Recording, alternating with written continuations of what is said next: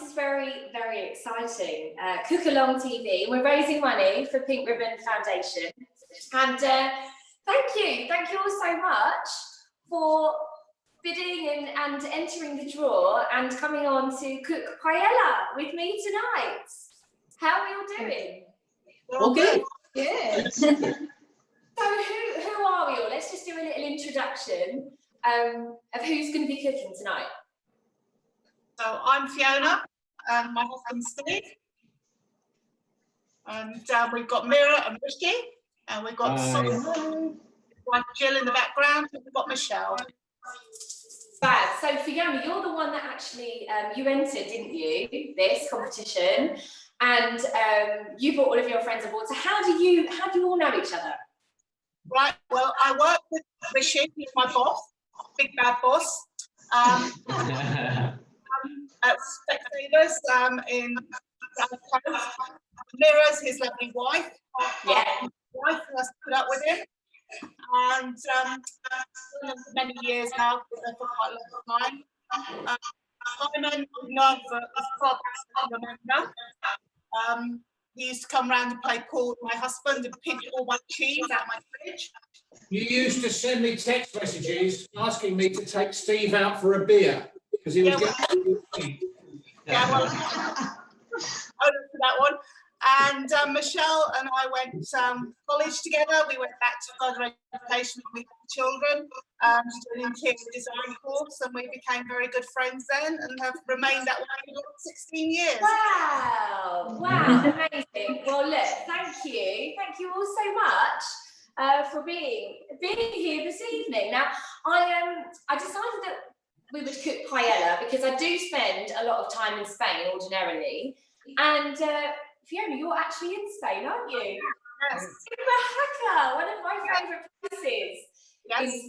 So what I'd like to do is I'd like us to, we've obviously all got a glass of wine. I've spotted a few glasses of wine. So let's raise a glass and say cheers.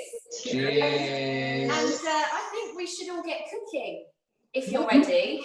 And then we can talk about homes, we can talk about travel, we can talk about a place in the sun. Whatever you want to talk about, any questions you've got that you want to ask me, then you can ask away. So first of all, do you all like paella?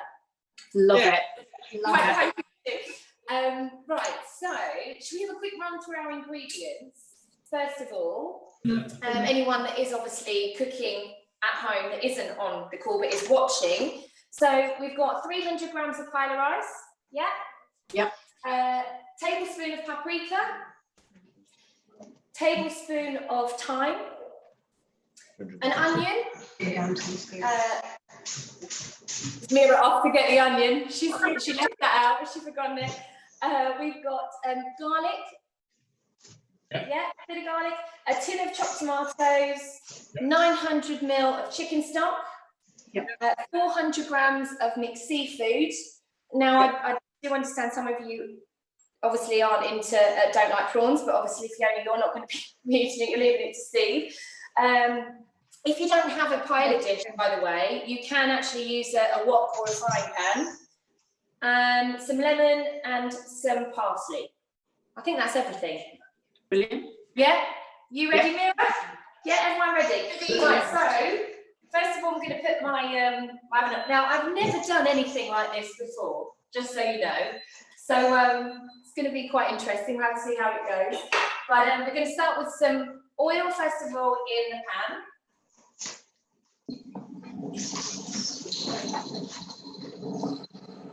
I have actually got a paella dish here, which has been sent to me by a very good friend. So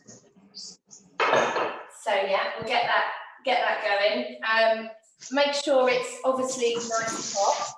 And if you want to start, whilst that's heating up, if you want to start chopping your onion. You're too prepared. Have you already done it? You've already chopped it. He's been doing Well, actually, look, I'll let you into a little secret. I've chopped it too.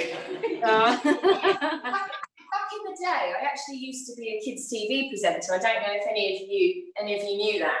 And I used to work on Nickelodeon, and I used to do a lot of makes where I could be telling, you know, children how to make musical instruments out of rice and elastic bands, paper, you know, those kind of things. And we used to have to do this all the time. So I did actually prep the onion, but I'm going to chuck another one anyway. I've actually got the same name as an ex-Blue Peter presenter. What was that, son? I've actually got, my name is the same as someone who used to present Blue Peter, so I'm renowned for here's one I prepared earlier. Oh, here's one you prepared earlier. So did you prep this afternoon then? Yeah. So where are you, Simon? Are you in Peterborough? Yeah. Right. And how have you found lockdown, Simon? Boring, painful. I've been on furlough and Jill has been working from home. Has provided me with this huge list of jobs that I've had to do, like tiling the kitchen, building. Oh, so you're quite handy then. Like that. So yeah, I've been busy. I couldn't have him sitting around while I was working. No. Well, I think you know. Have you been doing a lot of cooking then, Simon?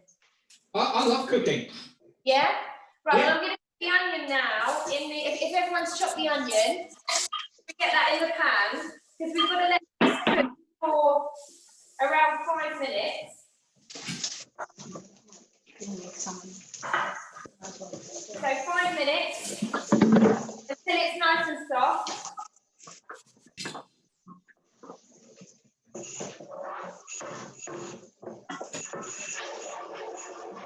You know, paella is one of my daughter's favourite dishes.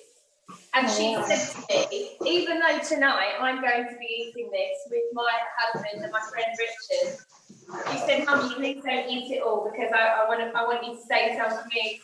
Tomorrow. So I'm making an extra portion for her. So around 5 minutes until it's nice and soft. Now, have you got white onion or red onion? Right. I've got red. Okay, so if you've got a red onion, it will probably cook a little bit quicker, apparently. Yeah. So I'm told. And what wine are we all drinking? What wine have we got? Or what drink? What are you drinking? We got a Sauvignon Blanc. Sauvignon Blanc. I've got a Whispering Angel on the go. Oh, one of my faves. Good old gin and tonic.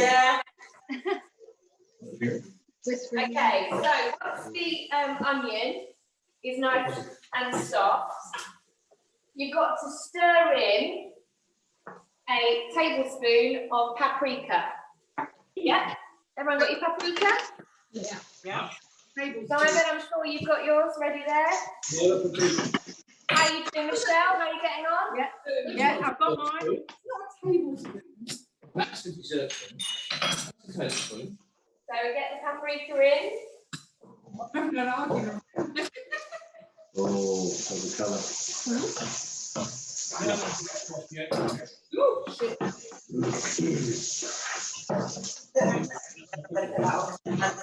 Then next we've got the thyme. Yeah? Everyone got your thyme chop? Yeah. Now, Mira and Rishi, are you often you're in the kitchen together a lot of the time, or is there like one of you that does more of the No, cooking? it's normally me. I'm in the kitchen a lot, but not cooking. But not cooking, it's sampling. Something. Yeah. Yeah. He has Rishi dreams about food and wakes up in the morning and then tells me what he's dreamt about, and that's what he wants that night. So we're a bit like, our family's very foodie, and so I'm constantly in the kitchen. What do you normally like to cook then, Mira? Oh, I love experimenting. I just, anything. I love cooking. It's my go-to thing. If I'm stressed, if I'm under it, like I'm in the kitchen. But yeah, I'm happy to experiment, really.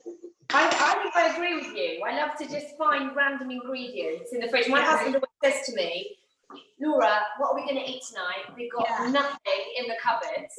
And I'm always like, actually, do you know what? You're wrong. Let's just, what I will say is during the lockdown period, because I am far more hands-on when it comes to like DIY and decor, he's taken over in the kitchen. Oh, wow. So awesome. He's been cooking loads. He's even been baking cakes with my children. Oh. That's amazing. Right, so we've got the onion in, we've got the paprika in, and we have got the thyme in there. Now we're going to put in the 300 grams of paella rice. Yep. Yeah? Yep.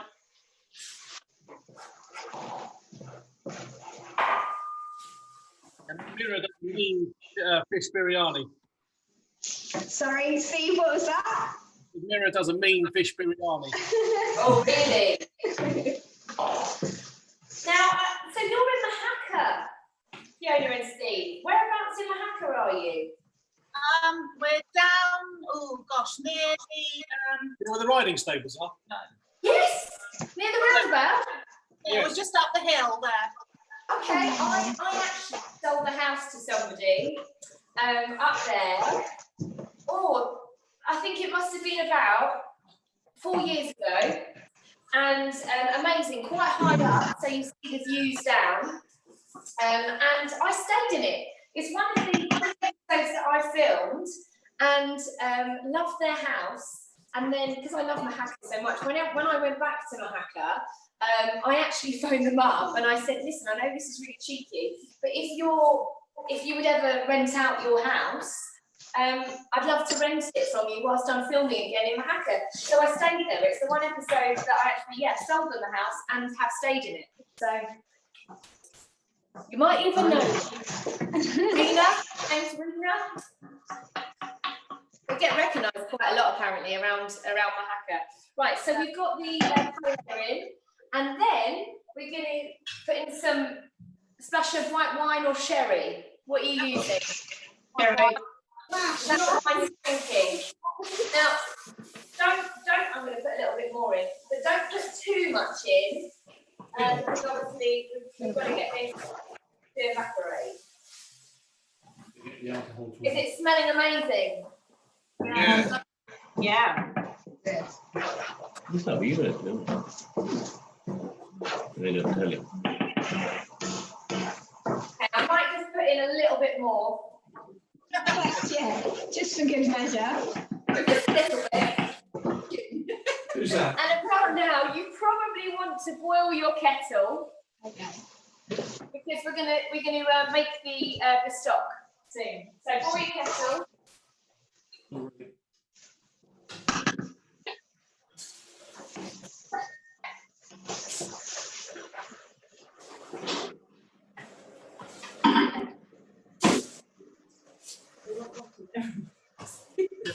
It won't be. The alcohol will boil off. No problem.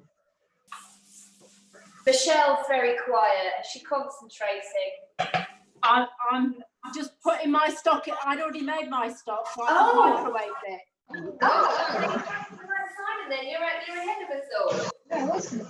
Well, I wasn't sure how organised I might need to be, and I'm a bit of I'm a panicker. So if I'm not, already, I would be a bit.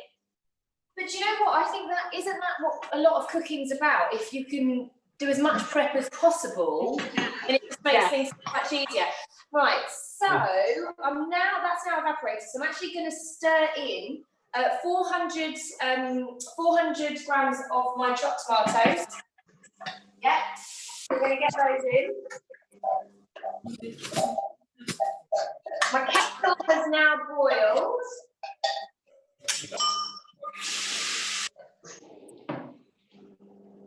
So I'm going to start getting my chicken stock ready. 900 mil.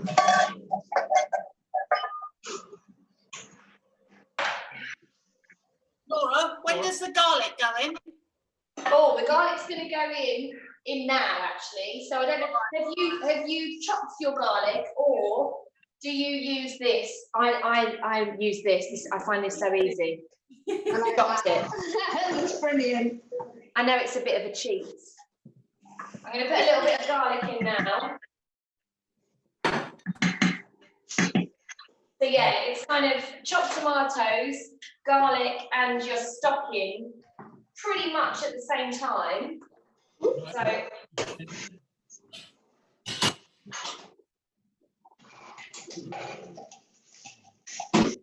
I've got to do do this twice over because it's 900 ml of chicken stock. 900 ml?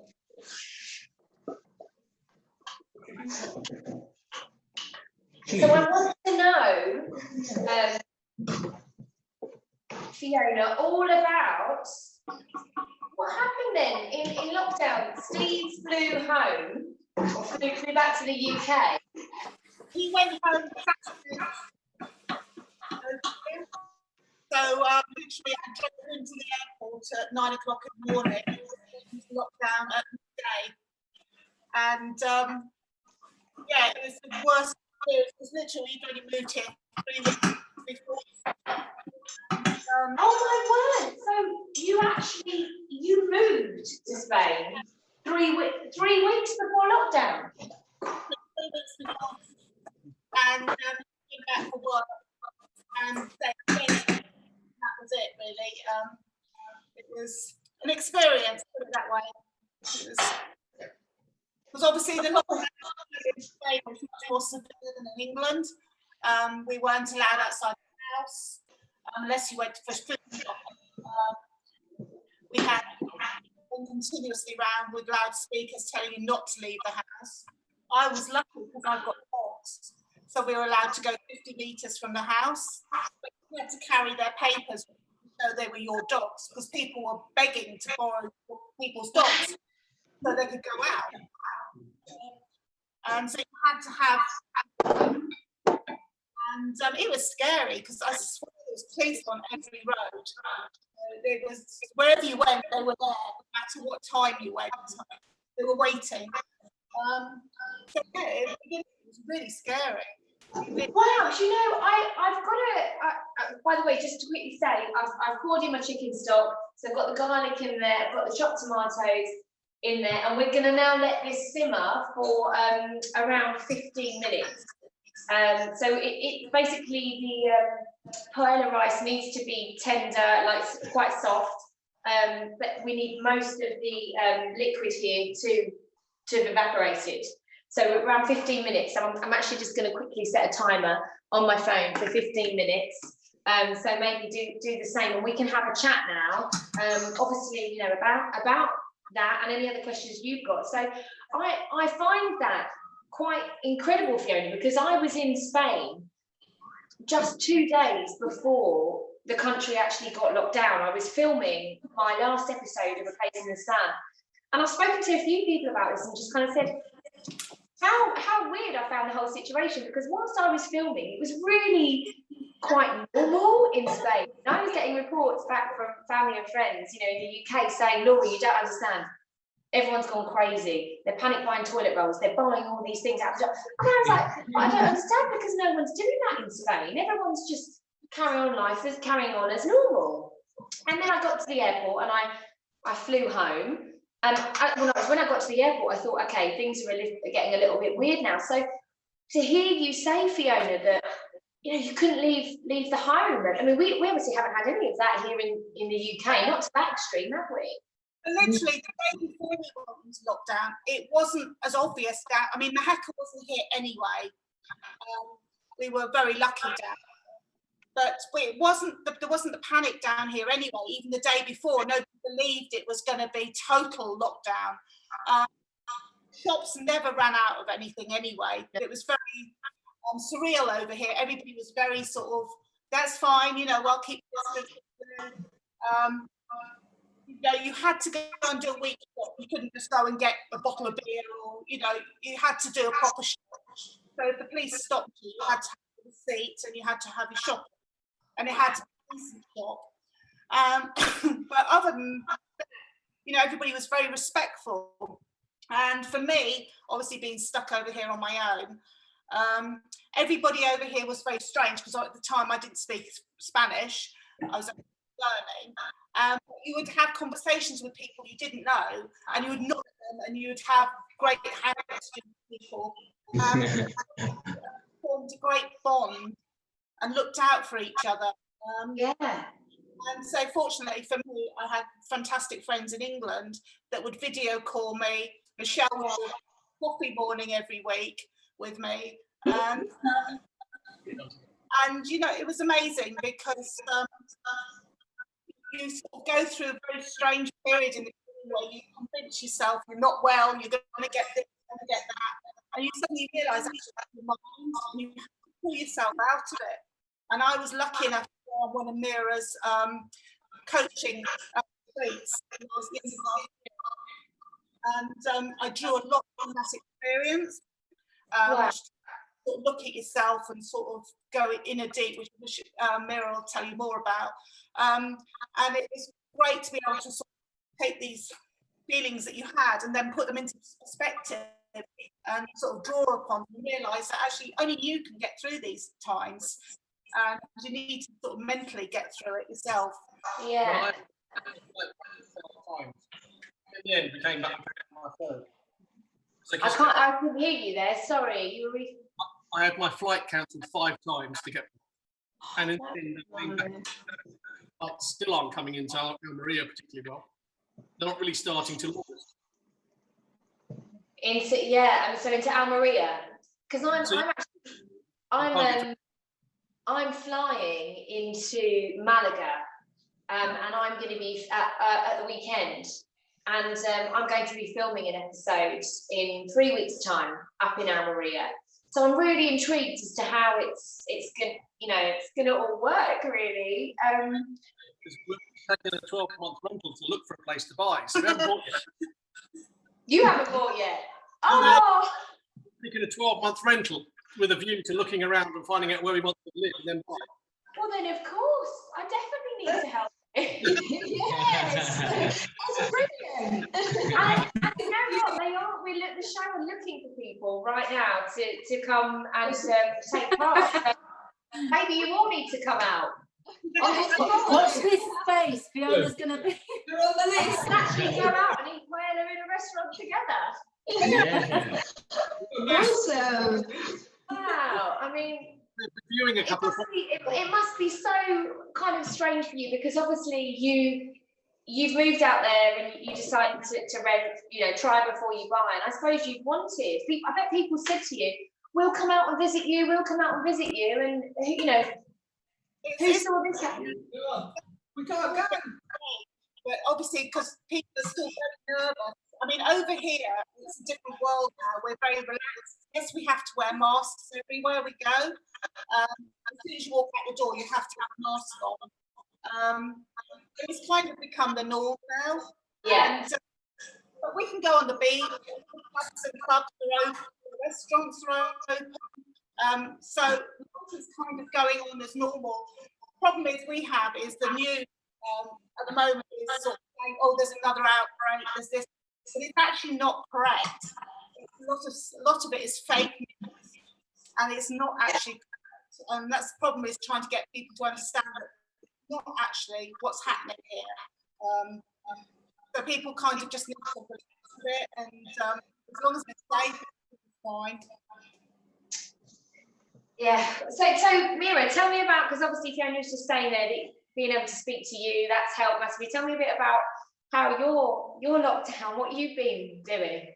Oh, lockdown for me has been very different, because I am, I'm constantly on the go. I don't know, I didn't have it in me to stop. So lockdown forced me into, okay, you're going to slow down now. So it's a bit of the uncomfortableness, and I just didn't know how I'm going to cope with it, really.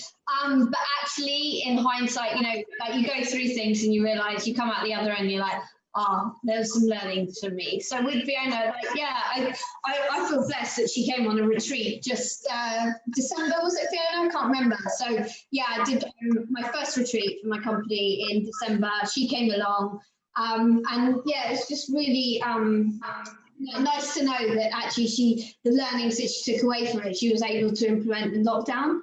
Yeah.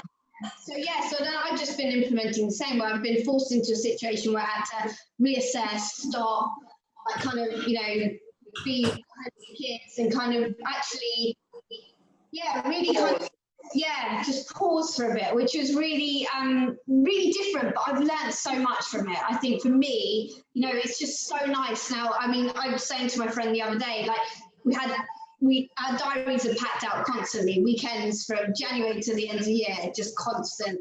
And at the moment, it's just the reminders are flashing up. And I'm like, oh, I don't have to go to that. Oh, I can do this, or I can go have a coffee with my friend, or we can have some people over on the decking. So it's actually, I know there's some crap stuff happening out there in the world, and people are really experiencing a lot of heartache. But on a positive, like on our side, we've just, as a family, we've bonded a lot more and realised there's so much more out there for us to do. I think, we shouldn't feel guilty though about actually staying locked down. In so many ways has actually been positive for a lot of people, because as you say, it's kind of made you just readdress your situation, think about how you want to differently go forward. I mean, it's been the same for me. I'm somebody that lives a million miles an hour and constantly doing everything, and I have found it quite hard to stop, and I ended up decorating my entire home, and we've got a coffee shop that we were delivering out to the community, but it's definitely made me think I need to get a bit of a better work-life balance. Yeah, totally. And I think that's it. It's just taking something positive from an uncertain situation, isn't it? And taking that forward. Yeah. What about you, Rishi? You've been dreaming every day about food and what your lovely wife's going to cook you. He hasn't stopped though. Well, for me, I've still been working all the way through. It's just adapting with the business with that. So it's been good. Learned a lot, but all positive. And now we're on the other end, kind of improving the business now, getting busier and busier. So just to remind you, obviously I can see you keep stirring so it doesn't stick to the bottom of the pan. And what about you, Michelle? How's your lockdown been?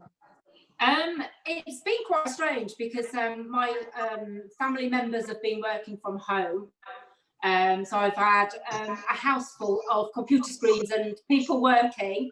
So whilst I work myself, my business has been in lockdown and I've been furloughed from it. But I've been here supporting the troops, if you like.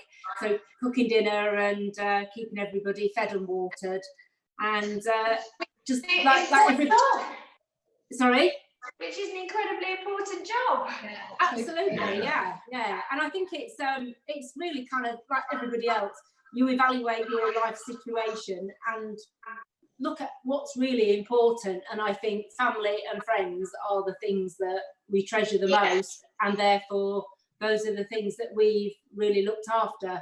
So it has been quite difficult at times because I had a grandson born at the back end of last year, and of course at 3 months old we weren't able to see him, so it's been pretty tough. So we've managed to sort of do Skype and Zoom throughout every week with our family, but we've finally now been able to go and see him and give him some thoughts.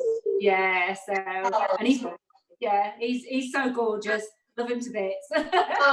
Amazing. And Simon, you've been busy in the kitchen. November.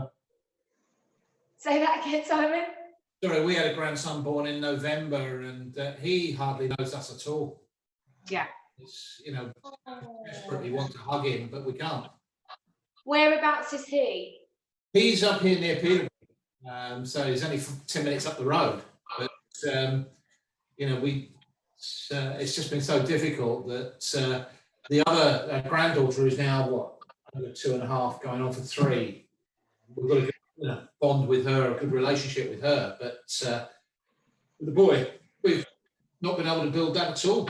I think with her, the worst thing was when she would come running up, nanny, nanny, cuddle, cuddle, and I had to push her away. I couldn't pick her up. I know.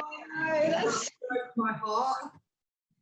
I totally understand that, because my little girl, who is 5 now, she celebrated her birthday in lockdown on the 8th of May, and it was awful actually seeing her run towards my mother-in-law and say Nana, Nana, and I saw exactly that. My mother-in-law had, no, don't touch me. And she burst into tears because she said, why can't you come? And so now she's able to and everything, but we made up for it, as I'm sure that your daughter or your son, you know, will be doing, giving them lots of cuddles on your behalf. So Yeah. So have you got any questions for me? Anything you want to ask me about anything really? Yeah, I do want Isn't it? Yes. Have you got a list there? Yeah. Oh my word! Love it. my list. So, Yeah, I just got a bit of paper. no, there's only one here. One of them is, what do you do if you're showing people around a house and they are obviously sort of what I would call time wasters? They're just not interested, and you know it's not. How do you stay sort of looking so positive about it? Do you know what? When you say they're time wasters, actually, it might be that they don't like that particular property. But we have this saying on A Place in the Sun that we say, you never second guess a house hunter. So when you meet people in the beginning, we would go, do you think they're going to buy? Do you think they're not?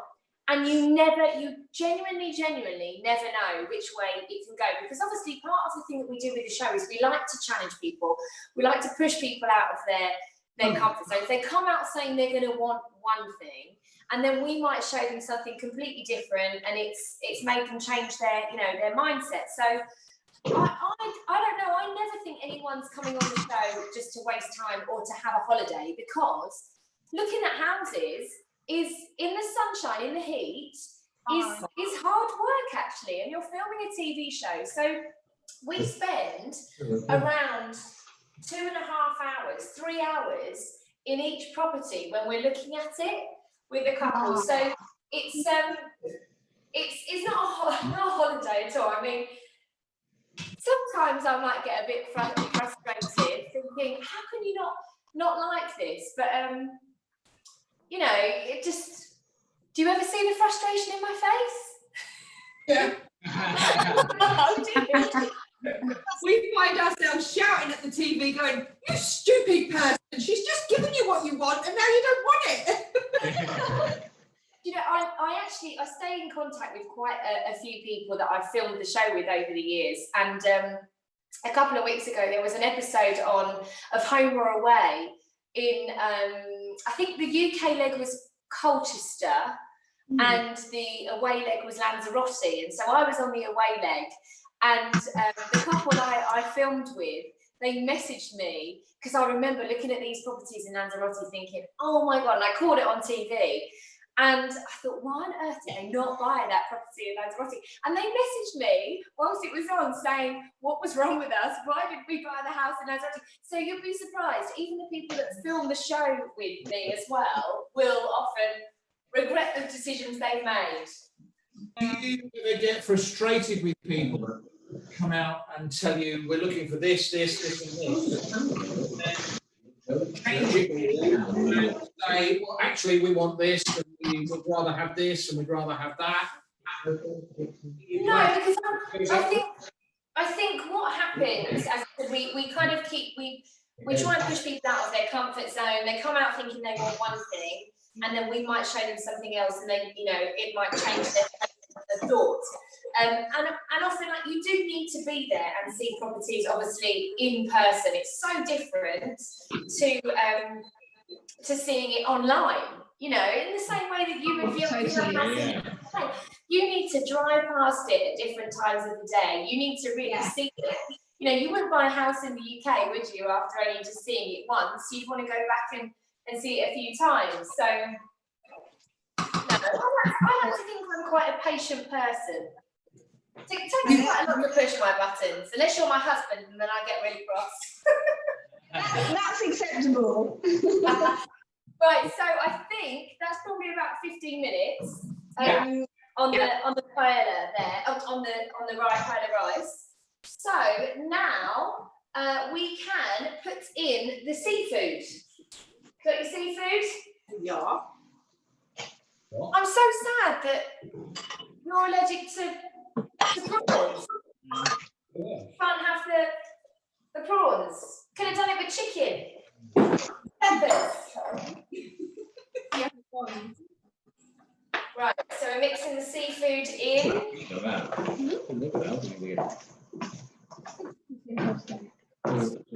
Wondering how you're going to get. Now we need to let this simmer again for around 5 minutes. So you can ask me any other questions about Place in the Sun or running a coffee shop. Yeah, Laura, tell us more about your coffee shop and yeah, how that's been. I think it's amazing only because that was one of my dreams at one point. Yeah, Don't do it. It's too much hard work.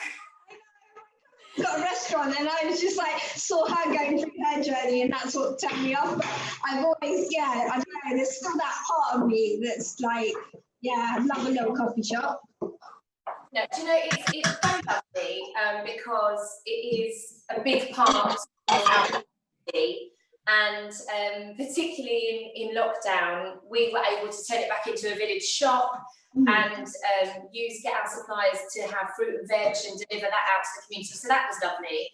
Yeah.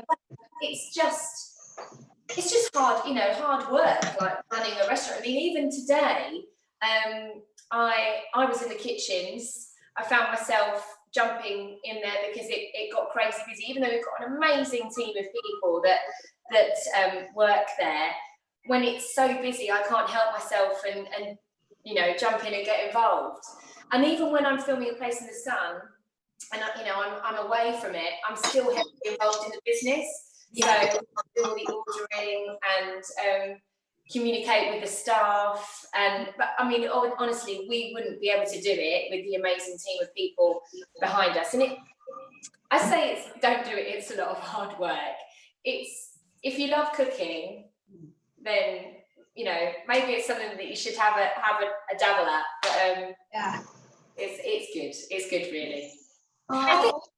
For me, I think it's nice to have something different. I mean, one thing about me is that everyone always says, "Oh, Laura, you're always into these different things," and I never like to have all my eggs in one basket. Yeah, totally. I've been working in television for a very long time, since I was 18. I started working behind the scenes, and I'm 38 now. So, I just think, live life to the full and, cram it all in. Rishi's just saying, oh my God, you don't look 38. Yeah. That's brilliant. Right, so we've got seafood in. And have any of you got lids for your paella dishes? No. I know. No, well, I didn't either. So, foil here. If you can get some foil and just wrap it over the top of the paella dish.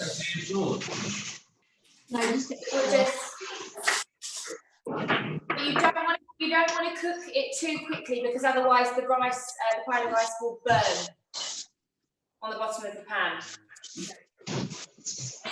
So I reckon give it about 5 minutes to simmer.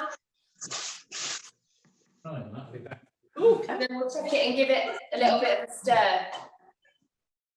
So have you all been watching A Place in the Sun then? Oh yes, every day. It's my lunch hour at the moment. Well, it's in August. We've got 40 new episodes, brand new episodes that are going out. Still in the daytime slot, and then in October it's actually going to be going prime time. So it'll be on Sunday evenings, which is quite nice. Yeah, a lot of people I think record it anyway, don't they? It's been the perfect kind of TV during the last few months, a little bit of escapism. Oh, definitely. Yeah. And they did a survey with Camelot, and apparently the number one thing that people have said that they would do now if they came into any money is buy a holiday home abroad. Really? Yeah.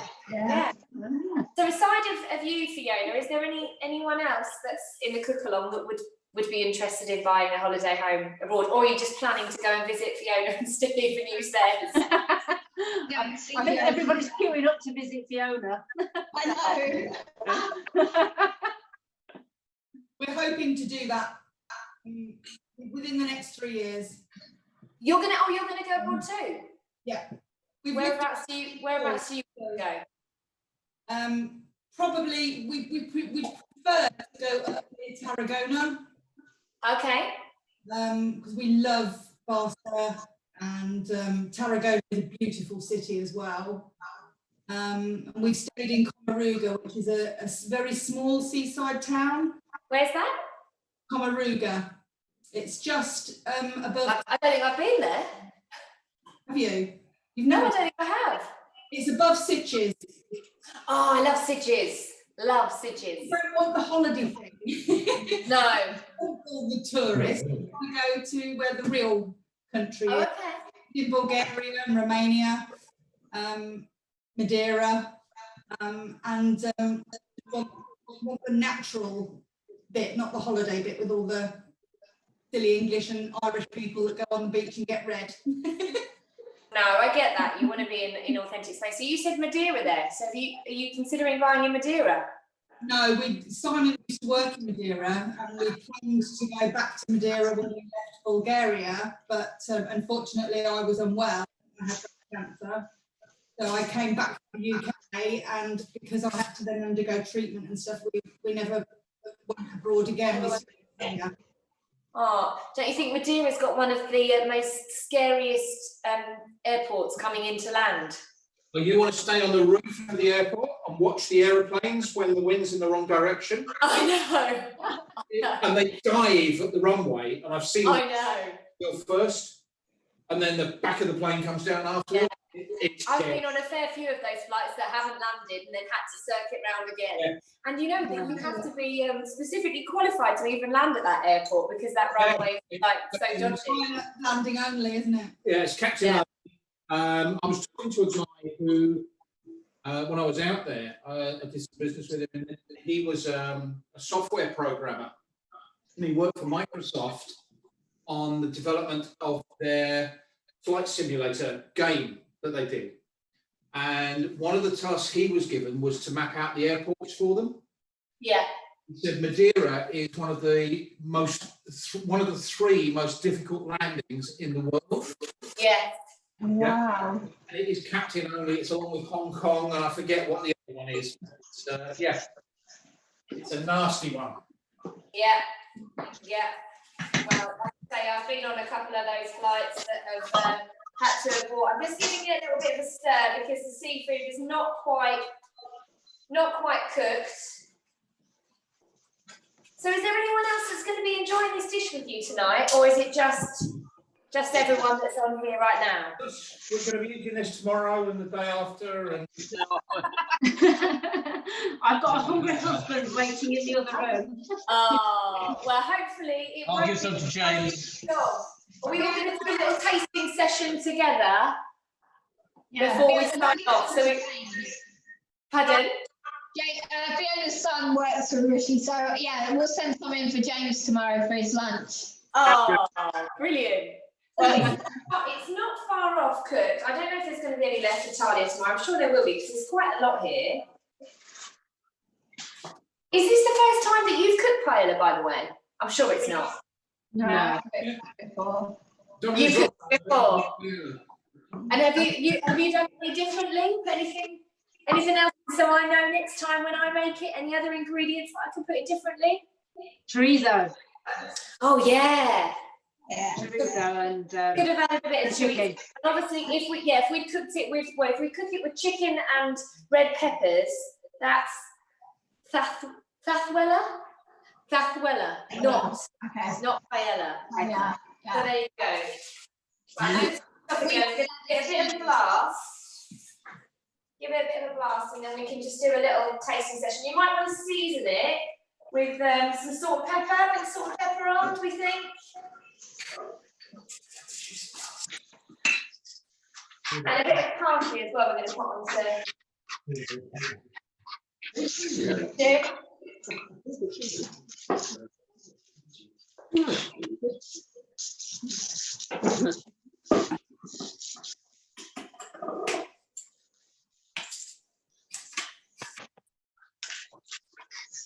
Well, do you know what? I just want to say thank you so much to all of you for cooking along with me tonight. I was a bit nervous because I've obviously never done this kind of thing before. Oh, awesome thing to do. But hopefully you've enjoyed it. And obviously, most importantly, we've raised some money for Pink Ribbon Foundation, which is a charity that I love to work with and help raise lots of money for. So Brilliant. thank you so much. Right, so I think we're about cooked there. We're going to squeeze a bit of lemon in. Squeeze a bit of lemon in. That's it. Give that there.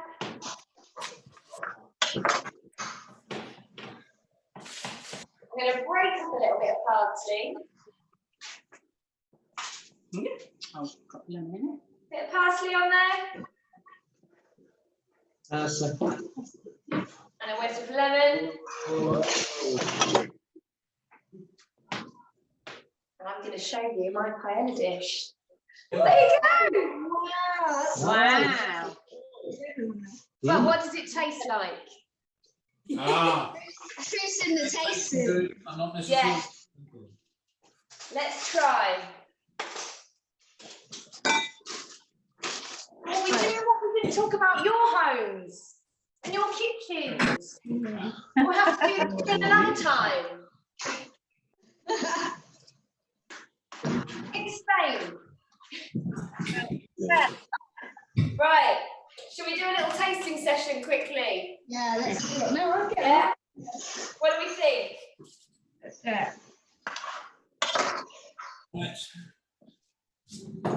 Delicious.